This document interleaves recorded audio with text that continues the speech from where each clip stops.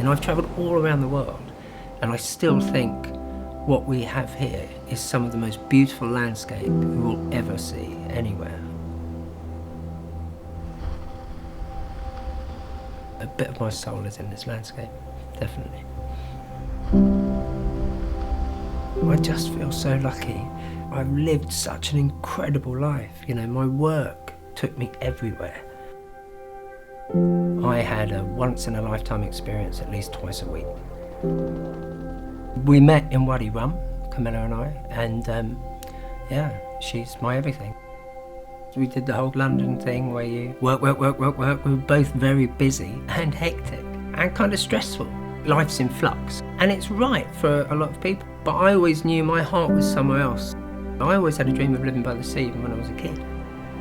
I didn't ever want to be anywhere else. This is home. Life was good, you know. I'd got engaged to this incredible young woman. I'd got a beautiful house by the sea that I could see this sort of, you know, you have these moments where you just feel like everything is right, and then it's not.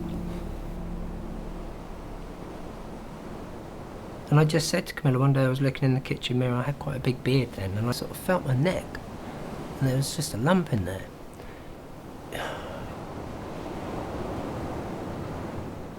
When you get cancer, you can't help but at some point ask why it happened to you. And I don't think there's an answer to that. But what you can ask yourself is, what do I do about it? And what I decided to do was fight it. I've said this before, and I really don't mean it flippantly. Cancer is one of the best things that ever happened to me, because it just stops you. My life was in fast forward. We went for the meeting and I sat down and I could tell the consultant was kind of happy. And he said, there's no change. It's clear. It's gone. One of the things that it meant was, we can now get married. I'm going to change my life and I'm going to fulfill all my dreams. So I asked myself, how do I change my life now? Because I don't want to go back to being that guy that I was, working all those hours in a stressful environment. I wanted to change things. Once you've come back from something like that, you can't help but feel like you kind of owe everyone around you. It was a way of me giving something back.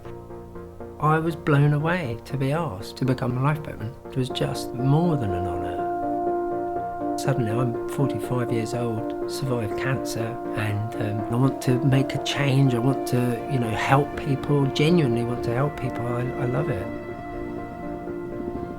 I kind of feel like I'm an absolute shadow to their courage and greatness. So all I'm trying to do is capture a spirit or an essence of it. It can be pretty hairy at times when you're working with the helicopters. You can hardly breathe. There's so much fury in the air and water, and you know, it's just phenomenal. I'm appreciative of what it's given me, or what I've managed to take from it, which is a second chance, a chance to kind of decide that was my path, but this is my new path.